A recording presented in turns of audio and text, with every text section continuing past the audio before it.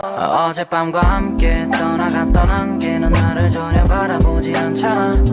우리 둘 사이 관계는 깊지 않아. 관계는 깊지 않아 보이는 거 알잖아. 어젯밤과 함께 떠나갔던 안개는 나를 전혀 바라보지 않잖아. 우리 둘 사이 관계는 깊지 않아. 관계는 깊지 않아 보이는 거 알잖아. আসসালামু আলাইকুম গাইস, স্বাগতম আমার আরো একটি নতুন ব্লগে। তো আমরা আজকে যাচ্ছি সুতাং মেলায়। সুতাং মেলা এবং সুতাং মেলায় যাওয়ার পথযাত্রা প্রত্যেকটা মুহূর্তই আপনাদের সাথে এই ভিডিওতে আমি শেয়ার করব। তো মেলায় যাওয়ার পথে পশ্চিম আকাশে যখন চোখ পড়ে তখন দেখি সূর্য অস্ত যাচ্ছে। এই ভিউটা সত্যিই অসাধারণ ছিল। আর একটা দাগ দেখতে পাচ্ছেন সূর্যের কিছুটা উপরে, এদিকে মনে হয় রকেট উড়ে গিয়েছিল, তাই এইভাবে দাগ পড়ে আছে। আর কিছু দূর যেতেই দেখি এখানে ফুটবল ম্যাচ চলছে। গাইস দেখুন, এটা হচ্ছে সুতাং নদী। আমরা এখন সুতাং নদীর পাশের রাস্তা দিয়ে যাচ্ছি। সামনে একটা মসজিদ দেখা যাচ্ছে। এই মসজিদটা সত্যি অদ্ভুত। এরকম অদ্ভুত মসজিদ আমি আর কখনো দেখিনি, কারণ মসজিদের বাহিরের দেওয়ালে কোনো রং করা নেই, কিন্তু এক ধরনের গাছ দিয়ে মসজিদটা সাজানো আছে। ওয়াও গাইস, এখান থেকে সূর্যাস্তটা আরো সুন্দর লাগছে। তো গাইস, আমরা মেলা থেকে একটু দূরে আছি।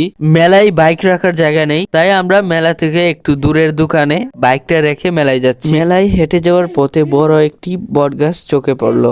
ভিডিওতে দেখানো ছোট ছোট ঘরগুলো হচ্ছে মাছের বাজার। আজকে কোনো একটা কারণে মাছের বাজারটা বন্ধ আছে। এই বাজারে এক পাশে বিক্রি করা হচ্ছে সারি সারি বাঁশ। আমরা এখন মেলায় প্রবেশ করতে যাচ্ছি। দেখুন গাইস, কত ভিড়। আর এই পাশে কিছু রাইড আছে। একটু সামনে যেতেই দেখি অদ্ভুত একটা মেশিন। এটি শক্তি পরীক্ষার একটি মেশিন। এই মেশিনে ঘুষি দিয়ে নয়, বরং হাতুড়ি দিয়ে বাড়ি দিয়ে শক্তি পরীক্ষা করা হয়। আমরা এখন আরেকটু ভিতরে যাই। এখানে কি বিক্রি করা হচ্ছে? এখানে ঘড়ি আর ব্রেসলেট বিক্রি করা হচ্ছে। আর সামনে আরও অনেকগুলো স্টল আছে।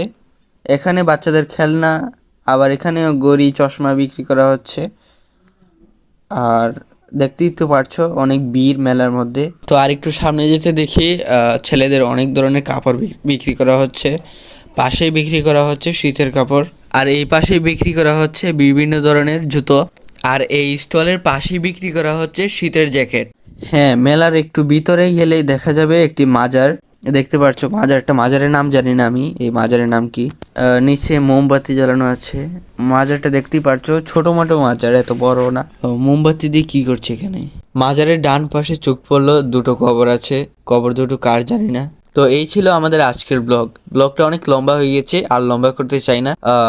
এই ব্লগের পার্ট 2 আপলোড করব কালকে। হ্যাঁ, কালকের ব্লগটা কিন্তু অনেক ইন্টারেস্টিং হবে। চোখ রাখুন চিলি ভাই ফেসবুক পেজ এবং ইউটিউব চ্যানেলে। আর হ্যাঁ, এই মেলা